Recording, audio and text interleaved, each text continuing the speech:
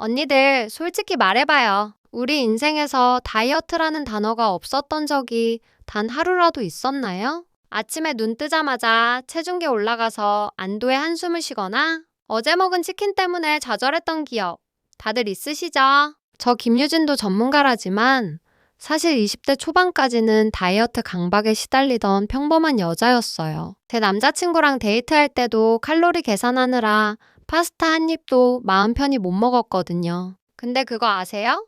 우리가 의지가 약해서 실패하는 게 아니래요. 오늘 제가 가져온 책 엔티 다이어트는 충격적인 이야기를 합니다. 우리가 평생 믿어온 다이어트가 사실은 우리 삶을 훔쳐가는 도둑이었다는 거죠. 언니들이 20년 동안 살이 안 빠졌던 진짜 이유. 그리고 이제는 제발 그 굴레에서 벗어나야 하는 이유. 오늘 제가 확실하게 알려드릴게요. 이제 억울해서라도 이 진실은 알아야 하지 않겠어요? 이 책의 저자 크리스티 해리스는 다이어트 문화를 라이프시프, 즉 삶을 훔치는 도둑이라고 불러요. 너무 공감되지 않나요? 우리가 다이어트에 쏟아부은 돈, 시간, 그리고 그 수많은 감정 소모를 생각해 보세요. 언니들, 맛집 가서 친구들이랑 깔깔거리고 웃어야 할 시간에 이거 먹으면 살찌는데 하고 걱정하느라 대화 놓친 적 있죠? 그게 바로 우리 삶이 도둑맞는 순간이에요. 사회는 날씬하지 않으면 게으른 사람, 자기 관리 못하는 사람이라고 낙인 찍잖아요. 그래서 우리는 불안해지고 그 불안함을 없애려고 또다시 굶기 시작하죠. 하지만 저자는 말해요. 이것은 우리의 잘못이 아니라 거대한 다이어트 산업이 만들어낸 덫이라고요. 우리는 그저 행복해지고 싶었을 뿐인데 다이어트라는 도둑이 우리의 행복을 인질로 잡고 있었던 거예요. 그런데 언니들, 굶으면 살이 빠져야 하잖아요. 근데 왜 우리는 물만 먹어도 살이 찌는 체질로 변할까요? 책에서는 이걸 기근 반응이라고 설명해요. 우리 몸은 원시시대부터 굶주림을 생존의 위협으로 인식하도록 진화했거든요. 그래서 우리가 다이어트를 한다고 칼로리를 제한하면 뇌는 비상사태다. 주인이 식량을 못 구하고 있다 라고 판단해요. 그러면 신진대사를 확 낮춰서 에너지를 아끼고 들어오는 모든 음식을 지방으로 저장하려고 악착같이 버티는 거죠. 결국 다이어트를 반복할수록 우리 몸은 지방을 더 잘 축적하는 슈퍼 생존 기계가 되는 거예요. 의지 문제가 아니라 수백만 년 된 유전자의 생존 본능과 싸우고 있었으니 우리가 이길 수 있었겠어요? 이제 제발 자책하지 마세요. 언니 몸은 언니를 살리려고 최선을 다했던 것 뿐이니까요. 요즘은 다이어트라는 말 대신 웰빙, 클린 이팅, 디톡스라는 말 많이 쓰잖아요. 저도 한때는 그게 진짜 건강인 줄 알았어요.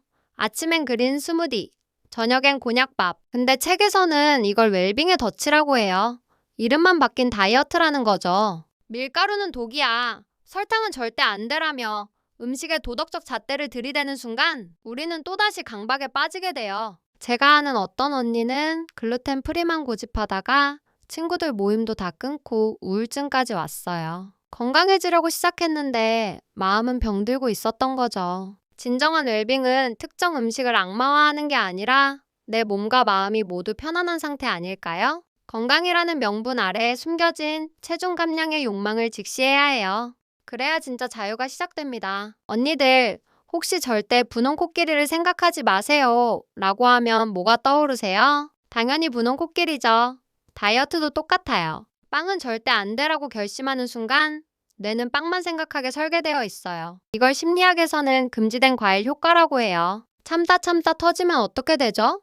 빵집을 털어버리는 폭식으로 이어지잖아요. 그리고 나선 난 쓰레기야 라며 자책하고요. 저도 밤 12시에 양푼 비빔밥 비벼 먹고 울면서 잠든 적 많아요. 책에서는 말해요. 모든 음식에 허락을 해주라고요. 놀랍게도 언제든 먹어도 되라고 생각하면 오히려 음식에 대한 집착이 사라져요. 믿기 힘들죠?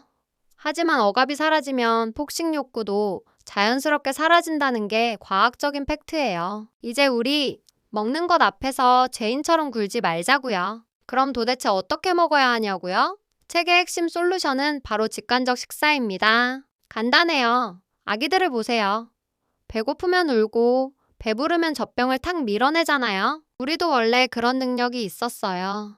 다이어트 규칙들이 그 본능을 망가뜨린 거죠. 직관적 식사는 몇 시에 먹어라, 몇 그램을 먹어라 같은 외부의 규칙을 버리고 내 배꼽 시계에 귀를 기울이는 거예요. 배에서 꼬르륵 소리가 나면 아, 에너지가 필요하구나 하고 먹어주고, 배가 부르면 숟가락을 놓는 연습. 처음엔 어려울 수 있어요.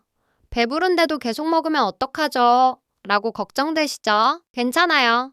우리 몸은 생각보다 똑똑해서 며칠 과식하면 알아서 다음날은 가볍게 먹고 싶어지게 조절한대요. 내 몸을 믿어주는 것. 그게 다이어트 탈출의 첫걸음이에요. 이 개념은 정말 중요한데요. 우리 몸에는 각자 정해진 세트 포인트라는 체중이 있대요. 키가 사람마다 다르듯 적정 체중도 유전적으로 정해져 있다는 거죠. 어떤 언니는 50kg가 자연스럽고 어떤 언니는 65kg가 건강한 상태일 수 있어요. 근데 우리는 미디어가 보여주는 48kg라는 비현실적인 기준에 모두를 끼워 맞추려고 하잖아요. 세트 포인트보다 억지로 살을 빼면 몸은 필사적으로 저항하고 결국 다시 원래 체중, 아니 그보다 더 높은 체중으로 돌아가려 해요. 이게 바로 요요의 정체예요. 내 몸이 편안해하는 체중을 받아들이는 게 패배가 아니에요. 오히려 그 체중일 때 우리 몸은 가장 건강하고 활력이 넘친답니다. 억지로 사이즈 44를 만들기 위해 골다공증 걸리고 생리 끊기는 것보다 사이즈 66이어도 에너지 넘치게 사는 게 진짜 승리 아닐까요? 많은 분들이 살찌면 건강 나빠지잖아 라고 반박하실 거예요. 하지만 책에서는 체중 낙인이 실제 비만보다 건강에 더 해롭다고 주장해요. 뚱뚱하다는 이유로 병원에서 제대로 진료를 못 받거나 사회적 차별을 당해서 받는 스트레스가 만병의 근원이라는 거죠. 실제로 모든 사이즈에서의 건강 운동은 체중과 상관없이 건강한 습관을 가지면 누구나 건강해질 수 있다고 말해요. 마른 사람도 정크푸드만 먹으면 아프고 통통한 사람도 규칙적으로 운동하고 채소 먹으면 건강해요. 체중계 숫자가 내 건강검진표는 아니에요. 언니들, 이제 살 빼야 건강해진다는 강박 대신 지금 내 몸을 돌보는 행위 그 자체에 집중해봐요. 몸무게는 결과일 뿐 목적이 되어서는 안 됩니다. 자, 이제 실천편으로 들어가 볼까요? 가장 먼저 해야 할 일, 스마트폰을 켜세요. 그리고 인스타그램 피드를 쭉 훑어보세요. 완벽한 복근, 비현실적인 몸매를 자랑하며 오늘도 오운 완 외치는 계정들. 보면서 무슨 생각 드세요? 아, 나도 열심히 해야지 라는 자극보다는 난 왜 저렇게 안 되지? 라는 자괴감이 더 크지 않나요? 그게 바로 비교 지옥이에요. 저자는 내 기분을 나쁘게 만드는 모든 다이어트 계정을 언팔로우하라고 조언해요. 대신 다양한 체형의 사람들, 맛있는 요리 계정, 귀여운 강아지 사진으로 피드를 채우세요. 우리가 보는 것이 우리의 생각을 만듭니다. 저도 다이어트 계정 싹 정리하고 나니 세상이 훨씬 살만해지더라고요. 내 자존감을 갉아먹는 사진들에게 안녕을 고하세요. 그건 도망이 아니라 나를 지키는 현명한 선택입니다. 운동은 어떨까요? 살 빼려고 억지로 하는 러닝머신 1시간. 정말 지옥 같잖아요. 시계만 쳐다보고 끝나면 보상 심리로 더 먹고 이건 운동이 아니라 노동이에요. 엔티 다이어트에서는 즐거운 움직임을 찾으라고 해요. 칼로리 태우는 게 목적이 아니라 내 몸을 움직였을 때 기분이 좋아지는 활동을 찾는 거죠. 춤을 춰도 좋고 강아지랑 산책해도 좋고 스트레칭만 해도 좋아요. 저는 헬스장 끊고 방송 댄스 배우기 시작했는데 땀 범벅이 되어도 너무 신나서 시간이 어떻게 가는지 모르겠더라고요. 운동은 벌 주는 시간이 아니에요. 내 몸이 살아있음을 느끼는 축제여야 합니다. 오늘부터 해야 하는 운동 말고 하고 싶은 움직임을 딱 하나만 찾아보세요. 밥 먹을 때 핸드폰 보거나 TV 보시죠? 저도 밥 친구로 넷플릭스 없으면 밥이 안 넘어가던 사람인데요. 근데 그렇게 먹으면 내가 뭘 먹었는지 배가 부른지조차 모르게 돼요. 뇌가 식사 완료 신호를 놓치는 거죠. 책에서는 식사에 온전히 집중하는 마인드풀 이팅을 제안해요. 거창한 게 아니에요. 첫새 입만이라도 눈으로 색깔 보고 코로 냄새 맡고 입안에서 식감을 천천히 느껴보는 거예요. 아, 오늘 쌀밥이 참 달구나. 김치가 아삭하네. 이렇게 먹으면 적은 양으로도 훨씬 큰 만족감을 느껴요. 음식은 단순히 배 채우는 연료가 아니라 우리에게 즐거움을 주는 선물이라는 걸 기억하세요. 오늘 한 끼는 스마트폰 내려놓고 오롯이 음식과 데이트 한번 해보시는 거 어때요? 이건 좀 사적인 이야기인데 제 지인 중에 1년 내내 다이어트 하던 언니가 있었어요. 남자친구랑 여행 가서도 닭가슴살만 찾고 맛집 줄 서는 거 싫어하고 예민하게 굴다가 결국 헤어졌거든요. 다이어트가 관계를 좀 먹은 거죠.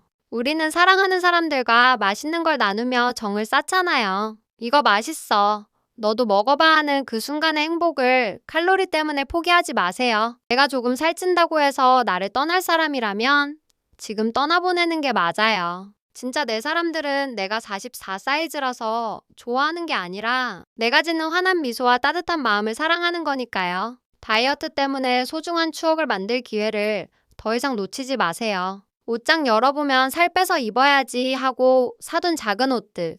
한두 벌쯤 다 있죠? 그거 볼 때마다 무슨 생각 들어요?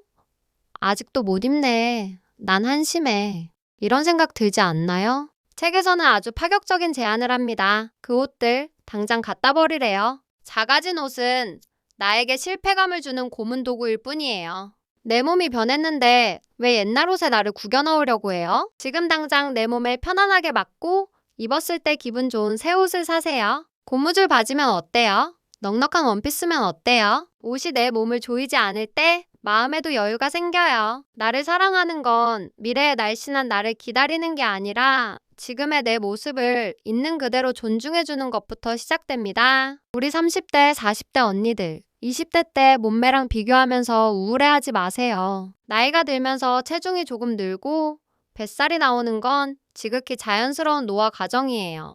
호르몬이 변하고 신진대사가 달라지는데 20대 몸무게를 유지하려고 하는 건 자연의 섭리를 거스르는 싸움이죠. 오히려 중년 이후에 약간의 체지방은 골밀도를 지켜주고 면역력을 높여준다는 연구 결과도 있어요. 주름살이 내 삶의 연륜이듯 변한 체형도 내가 치열하게 살아온 훈장이에요. 젊음에 집착하기보다 나이 들어가는 내 모습에 품위를 더해주는 건 어떨까요? 우리는 늙는 게 아니라 익어가는 중이니까요. 몸의 변화를 받아들이면 마음은 늙지 않습니다. 언니들, 마지막으로 꼭 해주고 싶은 말이 있어요. 이 세상에 태어날 때 몇 킬로그램이 되어야 사랑받을 자격이 있다라는 조건은 없었어요. 그건 다이어트 회사가 물건 팔려고 만든 거짓말이에요. 당신은 살이 찌든 빠지든 그 존재 자체로 충분히 아름답고 가치 있는 사람입니다. 이제 거울 보면서 여기 살 좀 빼야 하는데 라고 몸을 뜯어보지 말고 오늘 하루도 나 버티느라 고생했다 라고 안아주세요. 다이어트 하느라 낭비했던 그 엄청난 에너지를 이제는 나를 행복하게 하는 일, 내 꿈, 내 가족에게 쓰세요. 다이어트를 멈추는 건 포기가 아닙니다. 내 인생의 주도권을 되찾는 가장 용기 있는 혁명입니다. 이제 자유로워지세요. 당신은 그럴 자격이 충분하니까요. 오늘 제 이야기가 20년 다이어트에 지친 언니들의 마음에 작은 위로가 되었으면 좋겠어요. 오늘 저녁엔 칼로리 계산하지 말고 제일 먹고 싶은 거 딱 하나 골라서 세상에서 제일 행복하게 드세요. 약속할 수 있죠? 더 이상 나를 괴롭히지 않고 있는 그대로의 나를 사랑하기로 결심했다면 구독과 좋아요 눌러주세요. 다이어트 강박에서 벗어나 진짜 건강한 삶을 사는 법. 앞으로도 유진이가 계속 응원할게요. 그럼 우리 맛있는 거 먹으러 가요. 안녕.